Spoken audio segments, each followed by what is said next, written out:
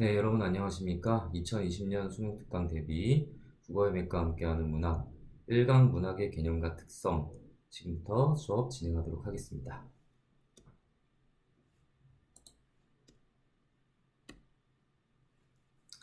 자, 여러분들 교과서 페이지로는 9페이지가 되겠네요. 자, 9페이지의 첫 번째 작품, 정주영의 유리창부터 우리가 한번 살펴보겠습니다. 자, 정주영이라고 하는 작가 간단하게 설명하면 일제강점기 때 순수서정의 시를 쓰기도 하셨고요. 또 감각적 이미지를 굉장히 잘 표현하는 그런 작가로 유명한 사람입니다. 여러분들 정주영의 고향이라든지 이런 작품 많이 보셨을 텐데 그 작품도 보면 다양한 감각적 이미지를 많이 드러내죠. 따라서 여러분들 정주영 그러면 감각적 이미지나 또는 음악성과 같은 이런 표현적인 요소를 많이 사용하는 작가로 우리가 기억하시면 될 것 같고요. 자, 유리창이라는 제목을 한번 보겠습니다. 유리창은 두 가지의 양면성을 가지고 있는 소재로 문학에서 많이 다뤄집니다. 자, 유리창 그러면은 일단 단절의 의미를 가질 수 있죠. 공간과 공간을 분할하는 그런 기능을 가지고 있는 소재라고도 볼 수 있고요.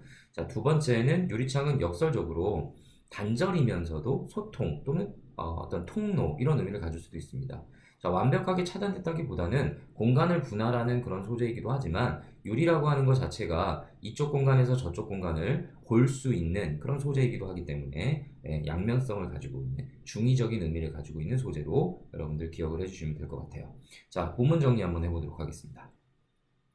유리에 차고 슬픈 것이 어른거린다 라고 했네요. 자, 유리라고 하는 그런 소재에 차고 슬픈 것이 어른거린다. 자, 그럼 시적하자는 유리창을 바라보면서 차고 슬픈 것을 느끼고 있다 이렇게 볼 수 있습니다. 차다라고 하는 것은 우리 감각적 이미지 중에서 촉각적 이미지에 해당이 된다 볼 수 있겠고요. 슬픔이라고 하는 것 자체는 시적하자의 어떤 슬픔이라고 하는 감정을 직접적으로 드러내고 있다는 것을 알 수가 있어요. 자, 그러면 이 것이라고 하는 것은 뭘까요? 슬픈 거죠. 또 어떤 거예요? 찬 거예요.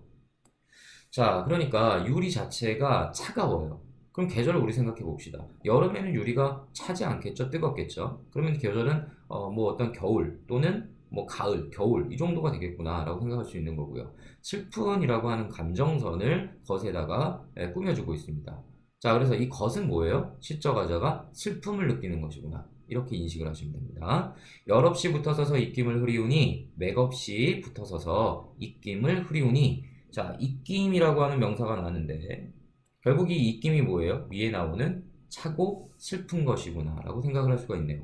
자, 여러분들 입김이 만들어지는 건 보통 겨울철이나 이럴 때 만들어지잖아요. 한 번쯤은 다 경험들이 있죠. 입김을 들이었을 때 뭔가 꿈틀꿈틀대는 그런 모습들. 자, 이것을 시적하자는 차갑고 또 슬픈 것이다 라고 인식을 하고 있습니다. 길들은 양 온날개를 파닥거린다. 뭐가요? 입김이요. 그래서 얼어있는 날개를 파닥거리고 있다. 뭐가? 입김이 그러하다는 얘기입니다. 그럼 입김과 온날개는 같은 것이다 라고 생각을 하시면 되겠네요. 비유적으로 계속해서 표현을 하고 있구나 라는 것도 생각할 수 있습니다. 자, 지우고 보고 지우고 보아도 라고 표현했어요. 반복법을 쓰고 있다. 선생님이 정규 시간에도 말씀을 드리지만 지우고 보고 지우고 보아도 이렇게 반복이 사용되게 됐을 때는 뭐라고 말합니까? 강조의 의미가 있다, 또 운율성이 있다 이렇게 얘기할 수 있는 거겠죠. 한 번 지우고 보는 게 아니라 여러 번 반복하고 있다는 거예요. 왜 그럴까요? 왜 그럴까요? 시적화자가 지금 바라보고 있는 유리창에 있는 차고 슬픈 것, 뭐 입김, 뭐 양 언날개를 가지고 있는 이 대상을 굉장히 보고 싶고 또 계속해서 가까이 하고 싶다. 이런 의미를 우리가 해석할 수가 있겠습니다. 그렇기 때문에 지우고 보고 지우고 보아더라는 반복적 표현을 사용하고 있습니다. 자, 새까만 밤이 밀려나가고 밀려와 부딪히고라고 했는데 밤이라고 하는 명사가 있고요. 앞에 새까만이 수식을 해주고 있네요. 자, 새라는 말은 뭐예요? 강조의 의미가 있어요. 까만 밤도 아니고 새까만 밤이잖아요, 여러분들. 그지? 그럼 매우 어두운 밤이라는 뜻입니다. 자, 그럼 밤이 밀려나가고 밀려와 부딪힌답니다. 그럼 이것도 마찬가지로 밤이 지속된다, 계속된다, 연속된다 이런 말인 거죠. 자, 그럼 아주 새까만 어두운 밤에 나는 계속해서 뭐 하고 있어요? 입김을 들이우고 지우고 보고 지우고 보고 이 행동을 반복하고 있다는 겁니다. 그렇죠? 자, 그 다음 물 먹은 별이 반짝 보석처럼 박힌다 했습니다. 자, 별인데 어떤 별입니까? 물 먹은 별입니다. 꾸며줬네요. 자, 시적화자가 별이라고 하는 소재가 물 먹었다 말했는데요. 별은 물을 먹을 수 없죠. 그럼 여기서 여러분들이 약간은 추리를 해봐야 돼요. 자, 시적화자가 유리창을 통해서 별을 바라보고 있는 것이구나라고 생각할 수 있는데 그게 물을 먹었대요. 별이 물을 먹을 수 없다면 어떤 상황일까요? 시적화자가 눈물을 흘리고 있구나. 이렇게 우리가 생각해 볼 수가 있습니다. 화자의 눈에 눈물이 고여 있다면 여러분들 어떤 대상을 바라봤을 때 어떨까요? 그 대상이 일렁이는 것처럼 보이죠. 자, 이런 점들을 생각해 보면 물먹은 별이라는 건 시적화자의 눈에 눈물이 고여 있구나. 우리 어떻게 그렇게 생각할 수 있어요? 슬픈이라는 정서가 첫 번째 행에서 제시가 됐기 때문에 시적화자가 지금 슬픔의 정서로 인한 눈물을 머금고 있구나 정도로 우리가 추측할 수 있어야 되겠습니다. 그 다음 반짝 보석처럼 박힌다. 마찬가지로 직유법 사용하고 있고요. 직유는 비유적 표현이다 라고 보실 수 있고, 그러면 앞에 나오는 물 먹을 별 이퀄 뭡니까? 보석이구나. 얘네 둘이 같은 거. 자, 그럼 물 먹은 별, 보석, 엇날개, 입김, 차고 슬픈 것, 이 모든 것들은 사실은 시적화자가 바라보고자 하는 그런 대상을 표현하고 있는 것들이구나 라고 생각하셔야 되겠네요. 밤에 홀로 유리를 닦는 것은, 자, 시적화자가 밤에 혼자 유리를 닦고 앉아있는 것은 외로운 황홀한 심사위원이 했습니다. 자, 심사라고 하는 거는 마음이라는 뜻이고요. 요 문장이 사실은 이 시에서 가장 중요한 문장이에요. 외롭다라고 하는 감정을 직접적으로 드러내기도 했고 황홀하다라는 감정을 직접적으로 드러내기도 했습니다. 그런데 여러분들 가만히 보시면 시적화자는 지금 외로움이라는 감정을 느끼면서 동시에 황홀함이라는 감정을 또 느끼고 있습니다. 근데 이 두 가지가 어때요, 여러분들? 서로 상충되는 감정이라는 게 느껴지죠. 자, 그래서 얘는 역설법이다라고 우리가 이해를 하셔야 되는 거고요. 또 한편으로는 이렇게 감정의 역설이 나타나는 것을 감정의 대위법이라고 우리는 이야기합니다. 감정의 대위법도 사용이 됐다라고 생각을 하시면 되는데, 자, 역설이다 감정의 대위다라고 하는 것도 중요하지만은 사실 또 이 구절이 시험에 많이 다뤄지는 요소가 바로 감정절제가 되고 있다라고 하는 부분입니다. 감정절제에 대해서 선생님이 간단하게 좀 설명을 드리도록 할게요. 감정절제는 감정이 표출되는 것과 상반되는 개념이 아니에요. 많은 친구들한테 감정절제와 감정 표출이 어떤 관계냐 물어보면 전부 다 반대의 관계다라고 착각하는 경우들이 있습니다. 감정절제와 감정 표출은 반대의 관계가 아니고 둘이 함께 나타날 가능성이 굉장히 높은 관계입니다. 자, 선생님이 일례를 들어볼게요. 자, 우리가 감정을 절제한다는 걸 가만히 생각해 보면 감정이라고 하는 것이 드러나는 상황 또는 감정이 표출될 수 있는 상황일 때 절제 또한 가능한 거죠.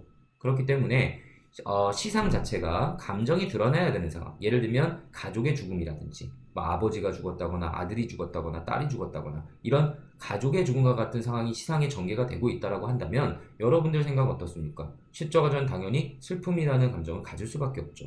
자, 그럼에도 불구하고 이 슬픔을 표출하는 것에 있어서 객관적인 시각으로 제시를 한다거나 또는 감정의 대입법과 같은 것들을 사용해서 자신의 감정을 억누르고 있는 모습이 보인다면 그것은 감정의 절제라고 우리가 이야기한다라는 것도 알아두셔야 될 개념입니다.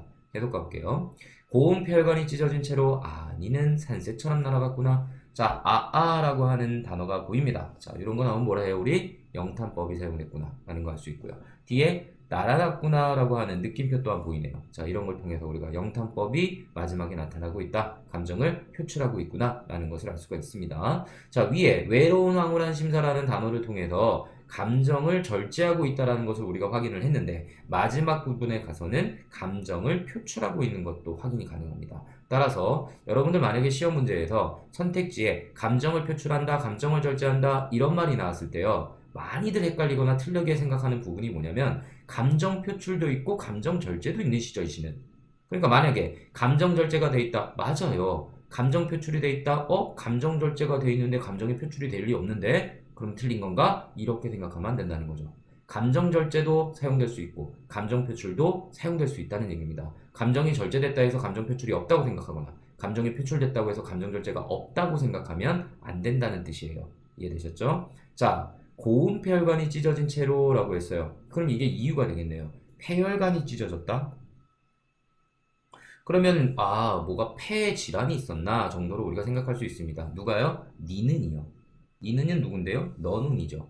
자, 우리 내재적 관점만으로 보면은 사실 이 작품에서 너라고 하는 존재가 폐혈관에 문제가 있어서 죽었구나 라는 정도로 해석해 볼 수 있어요. 왜 산새처럼 날아갔다라는 건 그 정도로 우리가 이해할 수 있기 때문에. 자, 그러면 시적화자는 시적 대상인 너를 두고 슬픔을 느끼고 있고 또 외로움을 느끼고 있고 그러면서 상상에 의해서 여러 가지 비유적인 표현을 사용해서 마치 너를 내가 보고 있는 것처럼 그렇게 표현을 하고 있기 때문에 황홀감이라고 하는 것 또한 느끼고 있구나. 그래서 황홀함을 통해서 자신이 느끼고 있는 이런 슬픔이라는 외로움이라는 정서를 누르고 있구나 라고 하는 것을 알 수 있고요. 그 누르고 있는 행위가 마지막에 가서는 어쩔 수 없이 표출이 되고 있구나. 이렇게 우리는 전체적인 내용을 이해해 볼 수가 있습니다.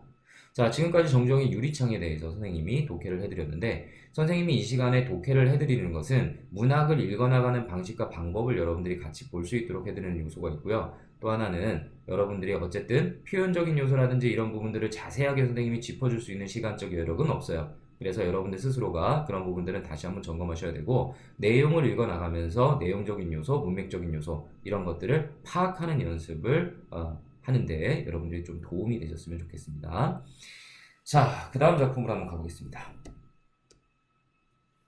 자, 두 번째 작품은 김영랑의 독을 차고라고 하는 시가 나와 있어요. 김영랑이라고 하는 작가도 일제강점기의 시인이다 라고 여러분들 생각하시면 되겠고요. 자, 그런데 김영랑은요 아주 특이한 점이 순수서정시를 주로 썼던 작가예요. 이 사람은 일제강점하에 대해서 어떤 시대적인 상황을 이야기하는 그런 시를 거의 쓰지 않은 작가입니다. 그래서 예전 모의고사에서도요 보기로 출제되었을 때 김영랑의 이러한 어떤 시적 분위기 어떤 시대를 반영하거나 이야기하는 시를 쓰지 않았다라고 해서 예전에 비평가들로부터 많은 질책을 받았다라고 하는 내용이 출제가 된 적도 있었습니다. 그만큼이나 김영랑의 시인의 특징은 아주 명확합니다, 여러분들. 자, 순수서정시를 주로 썼던 작가다라고 기억하시는 거 하나, 그리고 저항시라든지 일제강점하에 맞서는 시대에 대한 반영의식을 드러내는 그런 시를 거의 쓰지 않았다라는 거, 그 점을 기억하셔야 돼요. 그런데 말입니다. 자, 그 몇 안 되는 시 중에 하나가 바로 이 김영랑의 독을 차고라고 하는 시예요. 그래서 이 시는 순수서정적인 어떤 김영랑의 평소 분위기와는 조금 다르게 이 시 자체는 일제에 대한 또 시대에 대한 강력한 저항의지 또 자기 자신에 대한 강력한 성찰적 의지를 드러내는 그런 시다라고 생각을 하시면 되겠어요. 자, 제목을 보시니까 독을 차고라고 되어 있습니다. 독이라고 하는 건 여기서 포이즌이다 여러분들 생각하시면 되는 거고요. 한번 읽어볼게요. 내 가슴에 독을 찬 지 오래로다. 자, 그러면 독이라고 하는 것을 내가 찬 지 오래됐어요. 그러니까 얼마 되지 않았다가 아니라 예전부터 나는 이 가슴 속에 독을 갖고 있었다라는 말입니다. 아직 아무도 해한 일 없는 새로 뽑은 독이라고 얘기했네. 자, 그러면 아직까지 해한 일은 없어요. 남들을 해치거나 아니면 이것을 표현하거나 드러낸 적은 없어요. 그리고 새로 뽑은 독 또한 있어요. 그러면 새로 뽑은 독이라는 건 뭘 보여줄까요? 오래되기도 했고 새로 뽑은 것도 있고 그러면 결국 뭐예요? 예전부터 지금까지 계속 지속적으로 나는 독을 품고 있다 이런 말을 하고 싶은 거겠죠. 자, 그 다음 벗은 누구는요? 친구는 이라는 겁니다. 그러면 벗은이라는 주어를 사용하고 있기 때문에 뒤에 나오는 문장은 벗이 하는 말이에요. 그쵸? 그 무서운 독 그만 흩어버리란다. 뭐를요? 독을요. 뭔데요? 무섭대요. 누가요? 벗이요. 벗이 독이 무섭다라고 말하고 있고요. 흩어버리라고 해요. 누구한테요? 나한테요. 그죠? 자, 그럼 나는 이 독이라고 하는 것을 품고 예전부터 지금까지 계속해서 살아가고 있는데 그것을 흩어버리라 합니다. 벗은요. 왜요? 무섭게 생각해요. 그 다음 볼게요. 나는 그 독이 벗도 선뜻 해야지 모른다고 위협하고. 자, 그래서 내가 대답합니다. 나는 독이 너도 해할지 몰라 라고 말해요. 자, 여기 보세요. 벗이 말했고요. 그 다음 내가 말했습니다. 자, 그럼 여러분들 이런 걸 우리가 뭐라 불러요? 그렇죠? 대화체라고 이야기하는 거예요. 대화체는 선택지에서 말을 건네는 방식이라고 할까요? 말을 주고받는 방식이라고 할까요? 그렇죠. 말을 주고받는 방식이라고 이야기합니다. 말을 건네는 방식은 청자가 설정되어 있다라고 표현하거나 도너법을 통해서 청자를 부르는 행위가 나타날 때 그렇게 이야기합니다. 말을 건네는 방식은 대화체라고 이야기하지 않으니까 그 점은 여러분들이 주의하셔야 됩니다. 여기서는 말을 건네는 방식이 아니라 말을 주고받는 방식, 즉 대화가 진행되고 있음을 표현했다라고 이해하셔야 되고요. 도간 차고 살아도 머지않아 너나 마주가 버리면 도간 차고 살아도 머지않아 너나 마주가 버리면 가버려 어디를? 죽는다면 이라는 말이 되겠죠. 누억 천만 세대가 그 뒤로 잠자코 흘러가고 나중에 땅덩이 모질하죠 모래알이 될 것임을 누가요? 너나 가요. 너나 나나 뭐가 돼요? 모래알이 될 것이라고요. 자, 지금 이 말을 누가 하고 있는 거예요? 벗이 하고 있는 거죠. 그렇다면 여기 밑줄 친 니은에서 너는 누구겠습니까? 그쵸? 여기서의 너는 시적 화자인 나가 되는 거고요. 그 다음에 여기서의 나는 시적 화자가 아닌 벗이 되는 거죠. 자, 항상 누가 말하고 있는가를 잘 보셔야 된다는 의미가 있습니다. 허무한데 독은 차서 무엇 하느냐고. 허무하대요. 누가요? 벗이요. 그래서 독은 차서 무엇 하느냐고. 아, 영탄이네요. 느낌표 붙었으니까. 내 세상에 태어났음을 원망 않고 보낸 어느 하루가 있었던가. 자, 그럼 밑줄친 디귿에서는 인생 자체가 허무하다라고 시적하자고 느끼고 있는 거예요. 그러니까 이 밑줄친 디귿은 벗이 한 얘기에 대해서 일부 동조하고 있는 것이다 라고 생각해야 됩니다. 허무한디 허나라고 얘기했어요. 여기서 중요한 건 허나죠. 허나라고 하는 건 그러나, 하지만, 그러니까 역접이 되는 겁니다. 그러면 내가 허무하게 느끼고는 있지만, 그럼 그 뒤에 무슨 얘기가 나오겠어요? 그렇다 하더라라는 얘기죠. 앞뒤로 덤비는 이리승냥의 바역으로 내 마음을 노리매. 이리승냥이 삼각형 쳐볼게요. 내 마음을 노리는 애니까. 내 마음엔 뭐가 있는데요? 독이 있댔잖아요. 그죠? 그러니까 내 마음엔 독이 있는데 독을 노려요. 내 산채 짐승의 밥이 되어 찍기우고 할퀴우에 내맡긴 신세임을. 산채 짐승 삼각형 칠게요. 얘네 같은 거겠죠? 밥이 되어 찍기우고 할퀴우라 내맡긴 신세임을 신세. 얘들아 이런 단어 뭐 나오면 뭐라고 말해 우리? 운명이라고 말하는 거야. 그럼 물어볼게. 이 시는 운명 수능이냐 아니냐? 그렇지. 운명 수능이야. 운명에 순응하는 자세가 있다. 이렇게 생각해야 되는 거지. 그럼 내가 어떤 운명인데? 밥이 되고 찢기우고 할 키우는 신세라는 거죠. 나는 독을 품고 선선히 가리라 의지나랑하고 있네요. 막은 날 내 깨끗한 마음 건지기 위해다. 막은 날은 언제일까요? 죽는 날. 내 깨끗한 마음. 깨끗한 마음이라는 건 뭐겠어요? 깨끗한 마음, 깨끗하니 마음을 꾸며주는데 내 마음속에 뭐가 있어요? 독이 있는 거잖아요. 그러니까 독을 품고 살아가는 것이 나에겐 깨끗한 마음인 거예요. 그렇죠? 자, 이 시가 일제강점기라고 하는 반영용적 시각에서 해석을 했을 때 이리승냥이나 산채 짐승은 일제다라고 얘기할 수 있는 것이고요. 그 다음에 내 마음에 품고 있는 독이라고 하는 것은 일제에 대한 저항의지 또는 그 저항의지를 가지며 살겠다라고 하는 내 마음의 성찰적 자세라고 얘기해 볼 수가 있겠습니다. 자, 여기까지 내용에 대해서 우리가 한번 또 살펴봤습니다. 자, 오늘 첫 시간이었는데요. 두 작품 살펴봤어요. 정주영의 유리창, 그 다음에 두 번째 김영랑의 도굴착오를 봤습니다. 정주영의 유리창은 죽은 아들을 생각하면서 쓴 시다라고 하는 점에서 여러분들이 전체적인 내용을 이해해 주시면 좋고요. 김영랑의 도굴착오는 김영랑이 몇 안 되는 저항시 가운데 하나다라고 생각해 주시면 되겠습니다. 자, 여기까지 하겠습니다.